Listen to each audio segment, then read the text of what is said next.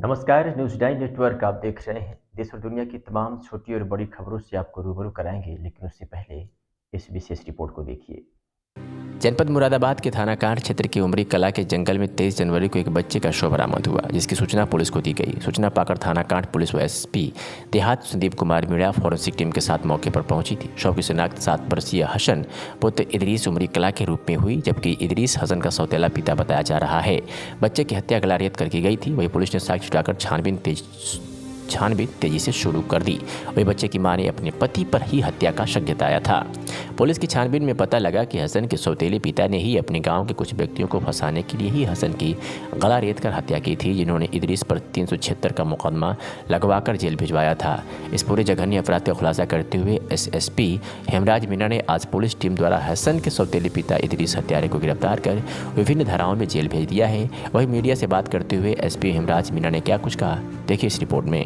थाना कांठ में 19 तारीख को एक गुमशुदगी दर्ज हुई थी, जिसमें 363 का मुकदमा लिखा गया था और एक नाबालिग जो बच्चा है करीब 7 साल का, उसकी गुमशुदगी परिजनों के द्वारा दर्ज कराई गई थी। और इसमें जो वादी मुकदमा है, ये इदरीस अहमद के द्वारा ये सूचना दी गई थी कि मेरा जो बेटा है वो करीब 7 साल की उम्र है और वो शाम से वापस नहीं आया है 18 तारीख से।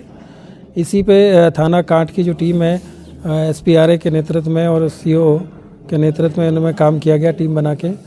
और 4-5 दिन के बाद में इसमें जानकारी मिली कि जो उसकी जो डेड बॉडी है 23 तारीख को जो डेड बॉडी वो खेत में मिली। और इस पर फिर उसके बाद में हम लोगों ने और इसमें गहराई से काम किया, तो काफ़ी जो चीज़ें हैं वो इसमें संदिग्ध नज़र आई। और एक ये इस तरह की जो जघन्य अपराध की जो घटना है, ये इसको अंजाम देने में जो इदरीस हैं, जो कि वादी मुकदमा है, इन्हीं के द्वारा इस घटना को अंजाम दिया जाना प्रतीत हुआ। और उसके बाद में इसके जो कपड़े हैं उनका फॉरेंसिक जांच कराया गया, तो उसमें शक हुआ कि इसके कपड़ों पे ब्लड स्टेन्स हैं।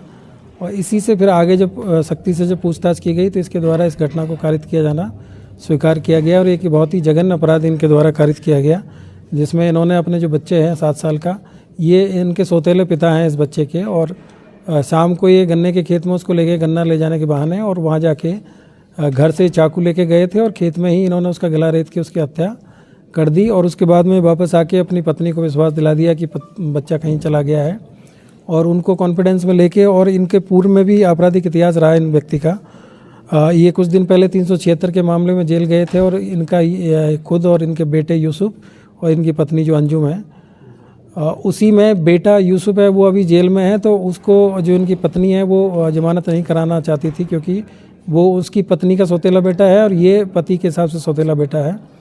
तो इसी पे बदला लेने के लिए इन्होंने जो बेटा है ये 7 साल का, इसका ले जाके वहाँ कत्ल कर दिया। और जिन लोगों ने इनके ऊपर 376 का आरोप लगाया था, उन लोगों को इसमें नामजद करने का इनके द्वारा प्रयास किया गया कि इनसे हमारी दुश्मनी है।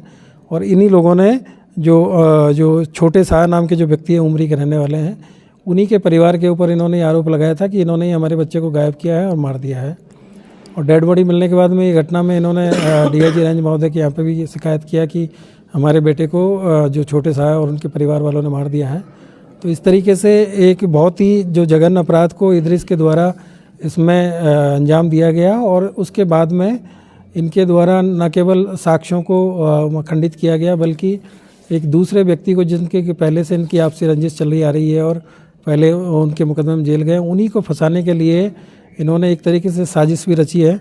तो इसमें इनके ऊपर 302 IPC 363 120B और 201 के तहत इसमें मुकदमा इनको पंजीकृत करके और इनको जेल भेजा जा रहा है। और एक तरीके से मैं कहूँगा कि ये बहुत ही एक जघन्य अपराध की घटना है, क्योंकि एक मासूम बच्चे के इसके द्वारा अपने ही बच्चे की हत्या की गई है।